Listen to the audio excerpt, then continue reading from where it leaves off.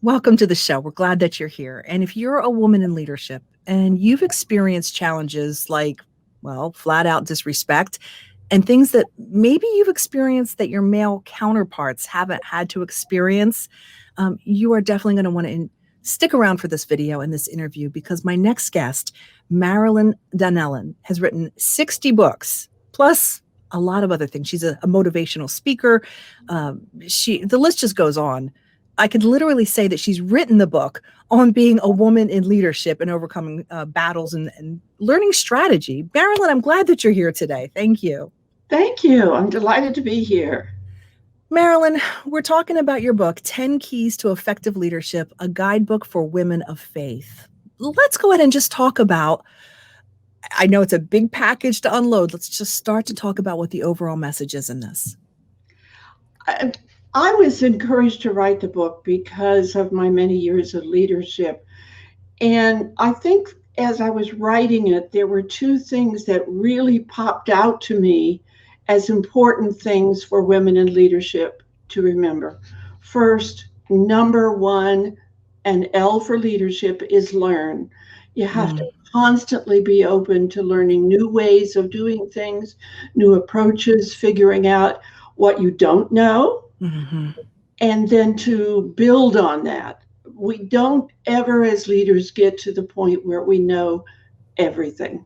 Mm. That's a beautiful way to say it. Specifically, we're talking to Christian leaders, right? Yes.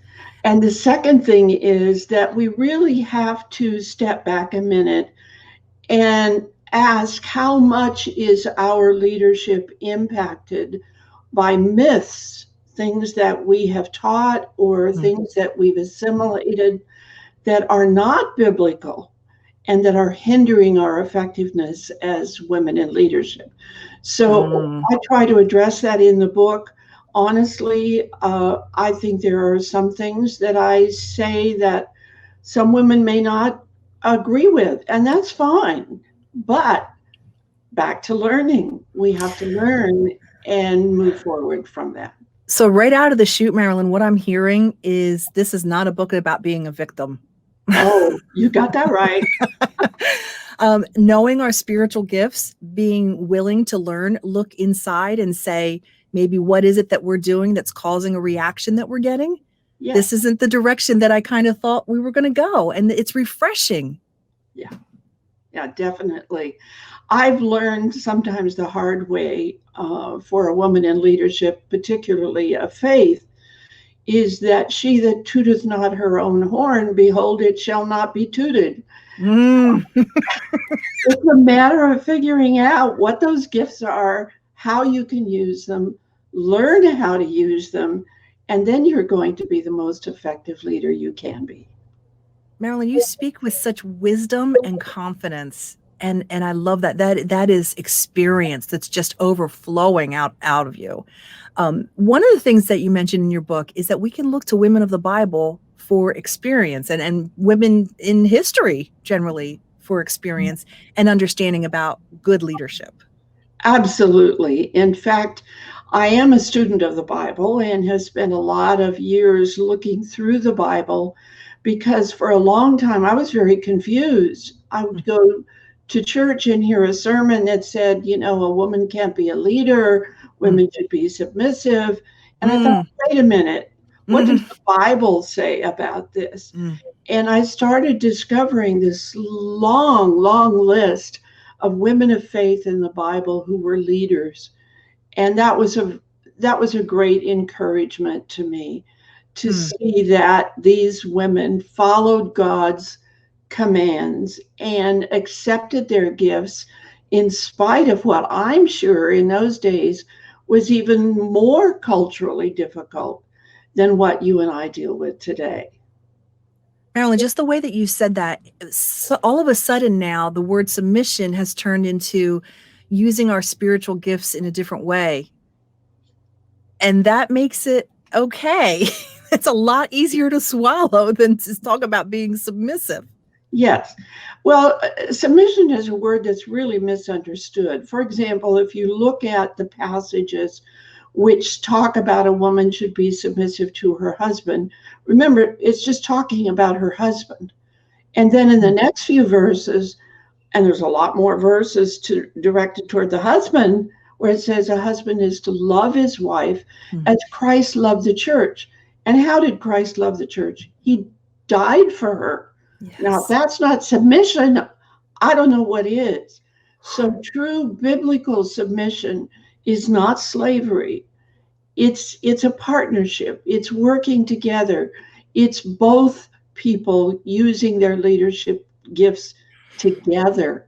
It's not slavery. It's not exerting someone's authority over somebody else. And that understanding just really revolutionized my life as I began to understand that God had given me strong leadership gifts. And that if I gave in to the old view of submission, that was wrong. I have a responsibility before God to use my gifts. And one of the things that you touch on that's very important are the legal rights that we have. Yes. And sometimes we have, as women of faith, fail to understand that we also have an obligation, goes back to learn what our legal rights are, what our legal responsibilities are. Because if you're a woman in leadership, you have a sense of obligation to those you lead that may very well have legal ramifications too. Marilyn, would this book be of value to men as well as women in leadership? And how so?